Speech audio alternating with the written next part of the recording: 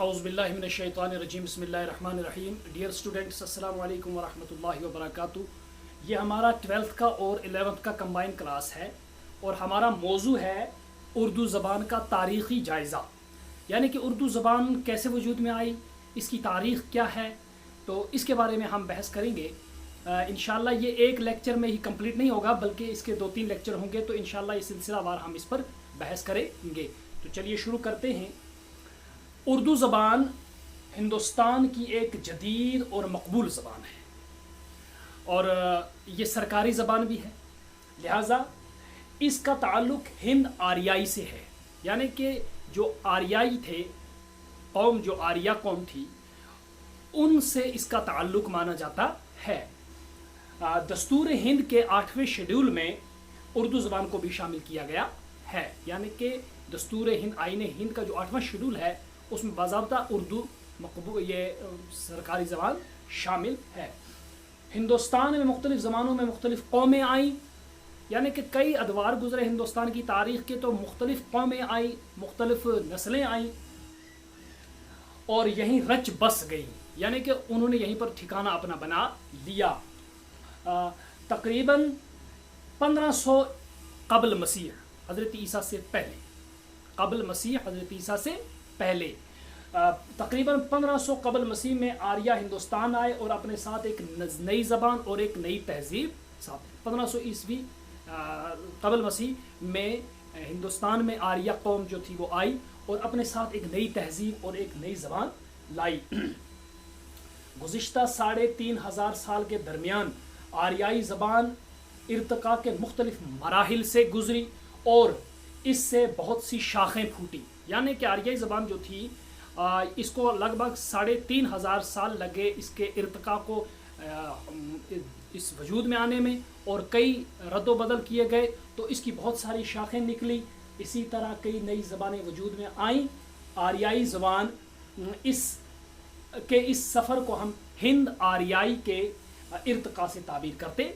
जो ये 3500 साल का सफ़र लगा, जिसमें आर्याई ज़बान जो थी मुख्तलिफ़ मराहिल से गुज़री और बहुत सारी शाखें इसकी निकली, तो इसको हम क्या कहते हैं, इसको हम हिंद आर्याई के इर्तिका से ताबीर करते हैं और इस दौर को मुख्तलिफ़ अदवार में तकसीम करके इनका मुताला करते हैं। इसको मुख्तलिफ़ अदवार, दौर की जमा, यानी कि मुख्तलिफ़ दौरों में अदवार में जमा करके और फिर इसका हम मुताला करते हैं। 1000 ईस्वी बाद हिंद आर्याई ज़बानों के सफ़र को हिंद आर्याई का अहद जदीद करार दिया गया है। हिंदी, उर्दू और दूसरी ज़बानों का ताल्लुक़ हिंद आर्याई के अहद जदीद से है, इसलिए इन्हें जदीद हिंद आर्याई दौर भी कहा जाता है।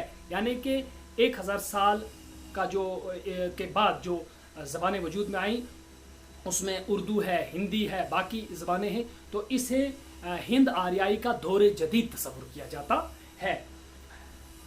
उर्दू के आगाज़ के बारे में हमारे बाज़ कदीम अदीबों ने, यानी कि जो बहुत सारे अदबा गुज़रे हैं, तो उन्होंने मुख्तलिफ़ ख़यालात का इजहार किया है, जिनकी बुनियाद महज क़यास आराइयों पर मुश्तमिल है।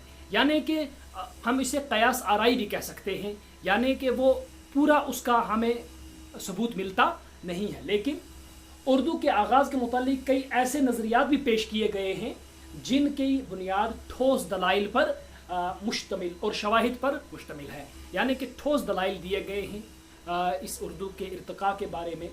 हिंदुस्तान में आर्यों की आमद से कबल मुख्तलिफ़ कौमें आईं, यानी कि आर्या जब हिंदुस्तान आए उनसे पहले बहुत सारी कौमें हिंदुस्तान में आईं, जैसे उन्हीं में से एक निग्रिटो कबाइल भी थे, ये भी एक कबीला था, और इनके बाद आस्ट्रिक, ये भी एक कबीला था, ये भी आए और हिंदुस्तान में आबाद हुए। इसके बाद द्राविड, ये एक कबीला था, ये भी आए।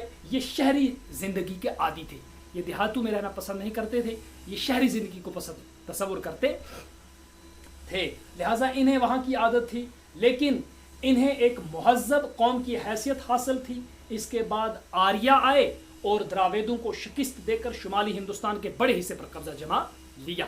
जो द्राविडी थे उनको अगर यहाँ से हिंदुस्तान से अगर उनका कब्जा हटाया तो वो आर्याइयों ने हटाया और उन्हें پورا یہاں سے شکست دے کر شمالی ہندوستان کے بڑے حصے پر آریاؤں نے قبضہ کر لیا۔ جدید محققین کا خیال ہے کہ آریائی اصل میں وسطی ایشیا کے باشندے تھے اور دراویدوں کو شکست ہوئی وہ ملک کے جنوبی حصے میں سمٹ کر رہ گئے، یعنی کہ وسط سے آئے تھے اور جنوب سے انہیں ہٹا کے شمال سے ہٹا کے جنوب کی طرف دھکیل دیا۔ آریائی دور میں سب سے پہلے وید مرتب ہوئے۔ اب یہاں سے شروع ہوتا ہے کہ آریائی دور جب ہندوستان میں شروع ہوا تو سب سے پہلے انہوں نے وید مرتب کیے، 4 وید، رگ وید، یجروید، سام وید، اتھر وید۔ تو ان 4 ویدوں کو انہوں نے مرتب کیا اور یہ وید مختلف زبانوں میں لکھے گئے اور اس میں کئی رشیوں نے ویدوں کی ترتیب میں حصہ لیا۔ رگ وید سب سے قدیم وید مانا جاتا ہے۔ اس طرح کل 4 وید مرتب ہوئے، جیسے میں نے آپ کے سامنے ذکر کیا۔ ویدوں کی زبان کو ویدک زبان یا ویدک سنسکرت کا نام دیا گیا ہے، یعنی کہ جو وید لکھے گئے ان کو ویدک لینگویج یا سنسکرت میں زیادہ تو اس کو اسی کا نام دیا جاتا ہے، یا ویدک سنسکرت کا نام دیا گیا۔ ویدک سنسکرت کے بعد کلاسیکی سنسکرت سامنے آتی ہے۔ ہند آریائی کا دور وسطی 500 قبل مسیح کے بعد شروع ہوتا ہے۔ اس دور میں پراکرتی وجود میں آتی ہیں، یعنی کہ پراکرتک لینگویج جو ہے زبانیں جو ہیں یہ وہ قبائلی زبانیں ہیں جو آریاؤں کے دور میں مختلف قبائل سے وجود میں آتی ہیں۔ اس وقت مختلف قومیں رہتی تھیں، لہٰذا ہر ایک قوم الگ الگ زبان بولتی تھی، تو چھوٹی چھوٹی جو زبانیں قبیلوں سے نکل کر آتی تھیں انہیں پراکرتی زبانیں کہا جاتا تھا۔ یہ بھی اسی پر مبنی ہیں اور پروان چڑھتی ہیں۔ سنسکرت اعلیٰ درجے کی زبان بن چکی تھی، چنانچہ یہ عوام میں روز بروز مقبول ہوئی۔ یہ کس دور کی بات کر رہے ہیں ہم؟ آریائی دور کی۔ لہٰذا اس دور میں سنسکرت زیادہ مشہور زبان اور مقبول زبان بن چکی تھی، چنانچہ یہ عوام میں روز بروز مقبول ہوتی چلی گئی۔ یہ زبان ملک کی کئی حصوں میں اپنے قدم جما چکی تھی۔ ماہر لسانیات نے، یعنی کہ زبان کے ماہر لسانیات نے 5 پراکرتوں کی نشاندہی کی ہے۔ سنسکرت کی 5 پراکرتوں کی نشاندہی کی ہے، وہ یہ ہیں: شورسینی، مہاراشٹری، ماگدی، ارد ماگدی اور پشاجی، یعنی کہ یہ وہ زبانیں ہیں جو اس دور میں سنسکرت کے ساتھ ساتھ یہ اس کے ٹکڑے کر کے اس کی شاخیں بنا کے یہ ان قبائل میں بولی جاتی تھی۔ یہ تھا ہمارا آج کا دونوں کلاسز کا یہ لیسن۔ انشاءاللہ ابھی یہ کمپلیٹ نہیں ہوا ہے، کل اس سے آگے ہم اس کو جاری کریں گے۔